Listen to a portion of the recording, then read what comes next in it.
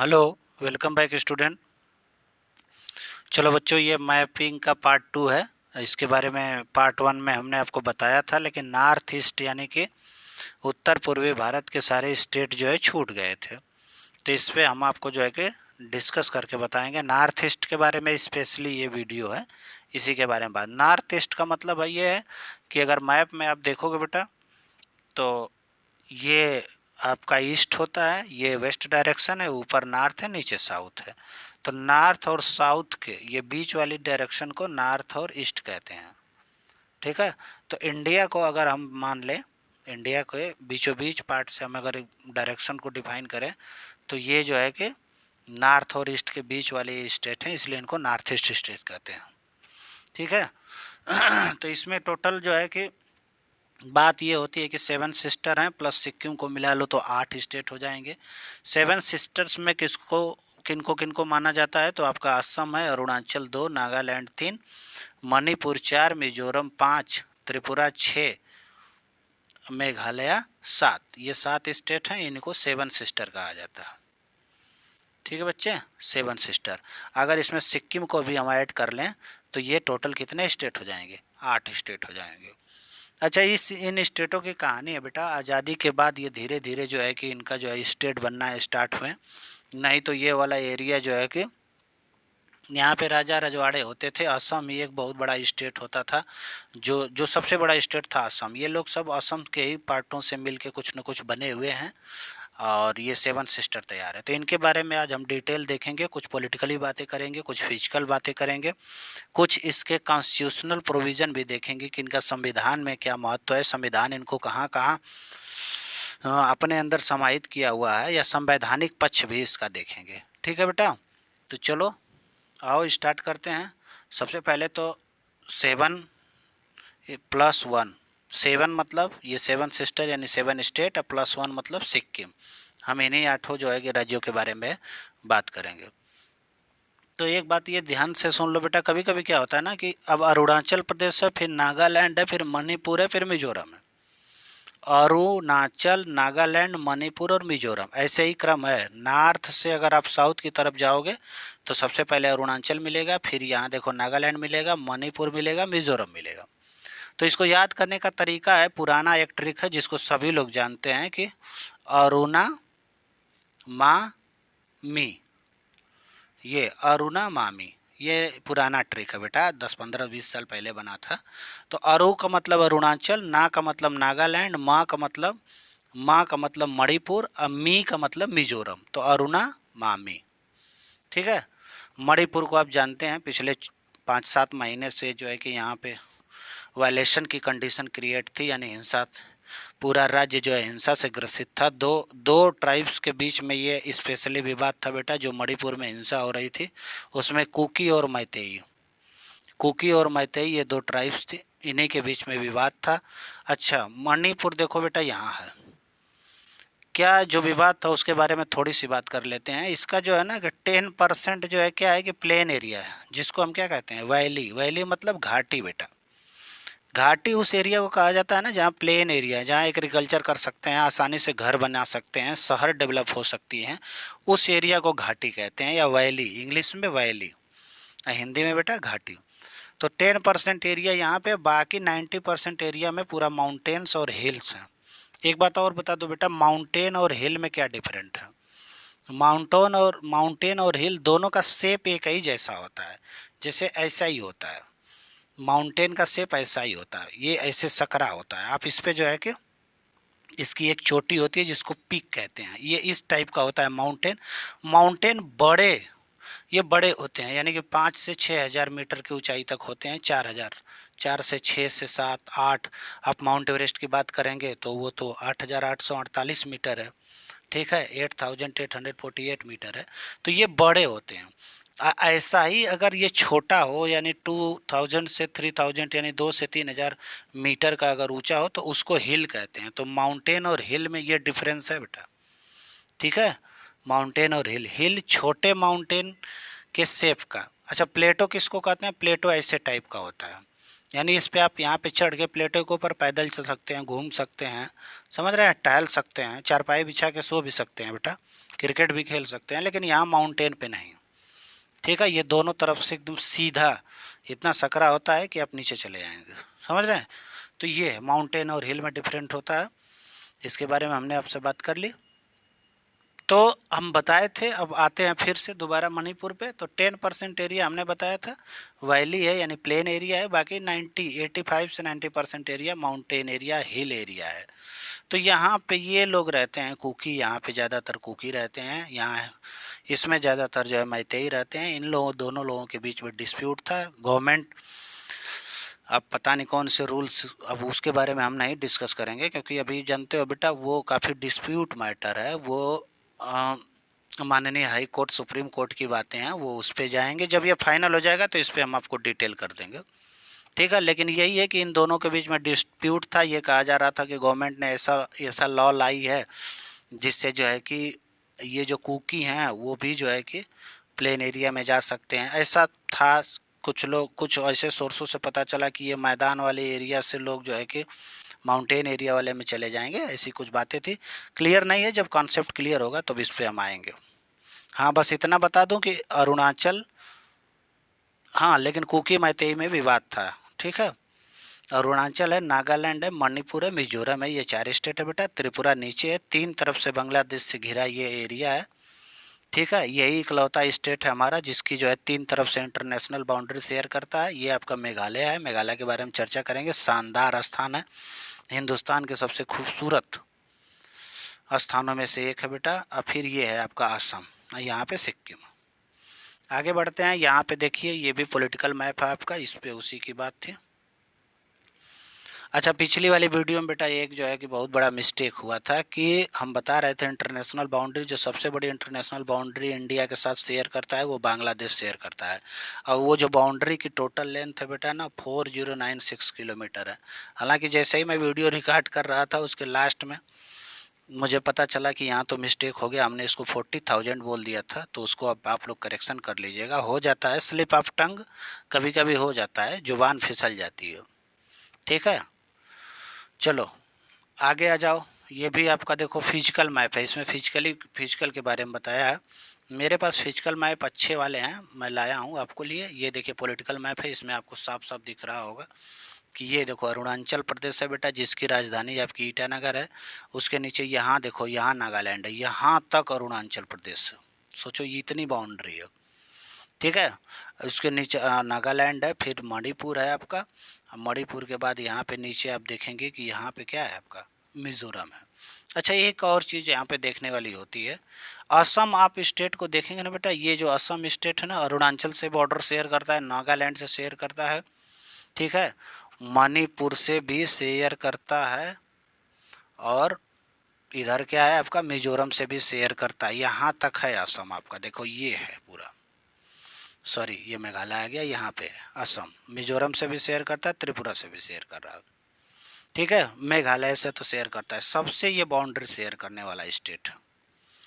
तो ये हो गया। नागालैंड की कैपिटल देख लीजिए बेटा, कोहिमा है आपकी। मणिपुर की कैपिटल इम्फाल है, और मिजोरम की कैपिटल आपकी आइजोल है। ठीक है, केबिल लामजाओ जो नेशनल पार्क है वो आपके मणिपुर में, ये बार बार पूछता है। केबिल लामजाओ देखो नेशनल पार्क, एक ऐसा नेशनल पार्क है ना बेटा जो लोकटक लेक में है। केबिल लामजाओ ये तैरता हुआ है, यानी कि तालाब के ऊपर है, जिसमें बहुत सारी जो है कि बायोडाइवर्सिटी पाई जाती है, जैव विविधता।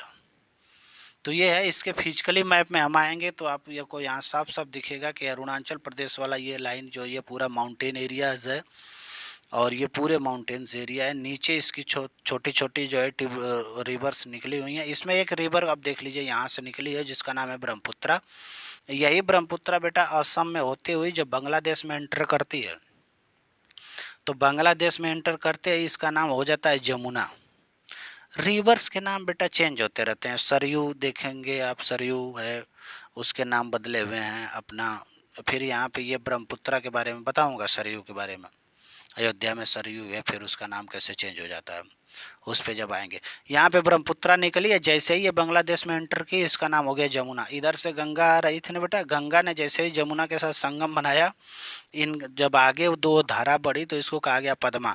और यही पद्मा आगे बढ़ती रही बेटा, जो है कि सुंदरबन डेल्टा की तरफ, जो डेल्टा जहाँ बनाती है वहाँ बढ़ती रही, तो इधर से कुछ छोटी छोटी ट्रिब्यूटरी आके जब इससे मिली तो ये बन गई पद्मा, अरे सॉरी मेघना। ब्रह्मपुत्रा बांग्लादेश में एंटर करेगी, बनेगी जमुना। इधर से गंगा आएगी, जब जमुना से मिल जाएगी तो उसके बाद जो नदी आगे बढ़ेगी उसका नाम है पद्मा। अब पद्मा जब छोटी छोटी एक और दो ट्रिब्यूटरियों से मिल जाएंगी तब वहाँ एक और संगम बनाती है लास्ट में डेल्टा के थोड़ा से ऊपर, तो वो बन जाती है मेघना। ऐसे चेंज होता है, ठीक है। इसमें देख लिए बेटा, नागालैंड है, नागालैंड में नागा हिल्स है, मिजो में मिजो हिल्स है, मणिपुर में आपकी जो है कि ये ईस्ट ईस्ट मणिपुर हिल्स है, देखो यहाँ पे ईस्ट मणिपुर हिल्स है, ठीक है। और और ये लई माटोल्स रेंज भी इसी पे है। नागा हिल्स आपको नागालैंड में मिलेगा। और पटकोई हिल्स जो है बेटा, यहाँ पे देखो पटकोई हिल्स है यहाँ पे, ठीक। इसके आगे थोड़ा सा देख लीजिए, यहाँ पे मिजो में और मिजोरम में मिजो हिल्स है, ठीक है। मिजोरम में थोड़ा सा ऐसा एरिया है लैंड जहाँ एग्रीकल्चर ज़्यादा किया जा सकता है। ये सारे जो एरिया हैं हिली एरिया हैं बेटा, यहाँ पे ट्राइबल्स के ज़्यादा जो है कि ट्राइबलों की मेजोरिटी है, ज़्यादातर ट्राइबल्स ही हैं, 90% ट्राइबल्स हैं। ज़्यादातर ये क्रिश्चियनिटी को फॉलो करते हैं, यानी इंग्लिश मीडियम वाले लोग हैं।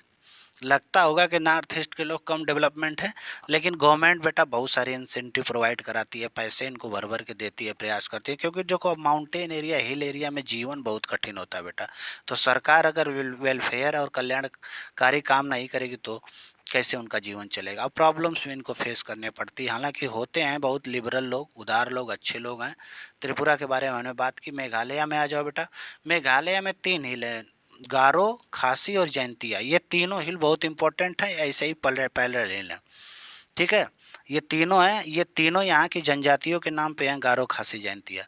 ऐसा कहा जाता है बेटा, हम जब साउथ वेस्ट मानसून आपको बता रहे थे, थोड़ा सा मैं बता दूं एक बार, साउथ गारो, खासी, जैंतिया का क्या प्रभाव है। हमने यहाँ से बताया था ना कि साउथ वेस्ट मानसून जब यहाँ से चलता है सबसे पहले मालाबार तट पे टकराता है। साउथ वेस्ट दक्षिण पश्चिम मानसून बेटा यहाँ से टकराता है ना, 2 धारा में बढ़ जाता है। एक बे ऑफ बंगाल की तरफ से निकलता है, एक ऐसे निकलता है। तो यही वाली धारा बे ऑफ बंगाल की तरफ से जब ऊपर आगे बढ़ती जाती है तो कहाँ आके मिलती है, यहाँ पे देखो, यहाँ पे मेघालय में। यही मेघालय के ऊपर से जब चढ़ता है ना, तो ये जो तीनों बड़ी बड़ी हिल हैं इन्हीं के ऊपर से क्रॉस करता है, और फिर इधर से भी पहाड़ियाँ हैं, इधर से भी पहाड़ियाँ हैं, और चारों तरफ से इसको घेर लेती है। जो हमारे गुरुजी थे कहते थे कि दूल्हा जो है कोहबर में, कोहबर एक ऐसा घर होता है शादी के बाद रात 2 3 4 बजे आप एंटर लेते हैं, जिसकी शादी होगी वो बताएगा बेटा। और यहाँ से भी पहाड़ियाँ, आप चारों तरफ से इसको पहाड़ियाँ घेर ली हैं इस मानसून, यानी मानसून का मतलब ऐसी हवा बेटा जिसमें पानी भरा होता है, घेर लेती हैं। तो फिर जिससे जिससे टकराती हैं हवाएं ऊपर उठती हैं, हवाएं ऊपर उठती हैं तो वो फिर बारिश यानी वर्षा की कंडीशन क्रिएट कर लेती हैं, बारिश की, और यहाँ बारिश होने लगती है और इस एरिया में खूब बारिश होती है। इसीलिए मेघालय का जो मनीषराम है बेटा, दुनिया का सबसे ज़्यादा वर्षा वाला स्थान ये है, समझ रहे हैं। तो ये कहा जाता है कि यही तीनों हिल की जो है, ये तीनों हिल ना बेटा, एक चीज़ और बता दूं, ये तीनों हिल जो है ना कि ये प्रायद्वीपीय जो इंडियन पेनिनसुला है उस पार्ट के, उसके अंग हैं, उसके पार्ट हैं, माउंटेन के नहीं हैं।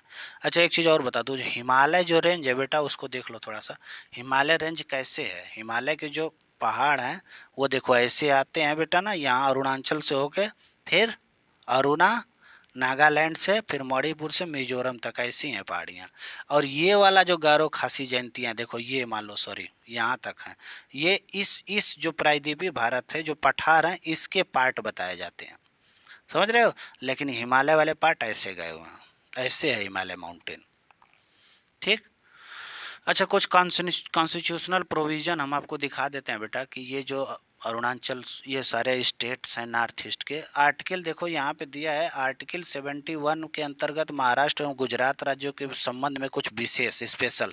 अच्छा अब नॉर्थ ईस्ट के ज़्यादातर 95% लोग ट्राइब्स हैं, अगर तो ट्राइब्स के लिए जो है कि इकोनॉमिकली सोशली बेटा, सामाजिक और आर्थिक रूप से कमज़ोर लोग हैं, तो उनको जो है कि लाभ पहुँचाने के लिए, कल्याण करने के लिए, उनके जीवन को बेहतर बनाने के लिए सरकार कुछ न कुछ प्रयोग करती है, उपाय करती है, इंसेंटिव देती है। तो उसमें जो है कि गुजरात महाराष्ट्र के बारे में कुछ विशेष उपबंध की है। 371 आर्टिकल 371 क में नागालैंड के बारे में बताया है। इसमें नागालैंड को जो है कि स्पेशल राज्य का दर्जा दिया हुआ है। 371 ख में असम के बारे में, 371 ग में मणिपुर है, 371 घ में आंध्र प्रदेश तेलंगाना है, 71 च में सिक्किम है, 6 में आपका मिजोरम के बारे में बात है, और 371 ज में अरुणाचल है, और 371 झ में देखो यहाँ बेटा क्या है, गोवा है। ऐसे आकर के आप स्क्रीनशॉट भी ले सकते हो।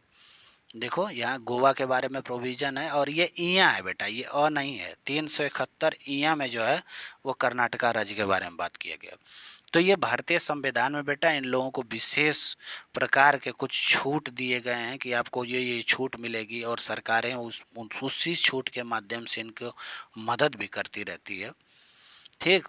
अब राज्यों के निर्माण की अगर हम बात कर लें नॉर्थ ईस्ट के, तो नागालैंड बेटा कब बना था, देख लो यहाँ पे नागालैंड कब बना था। नागालैंड आपका बना था 1 दिसंबर 1963 को।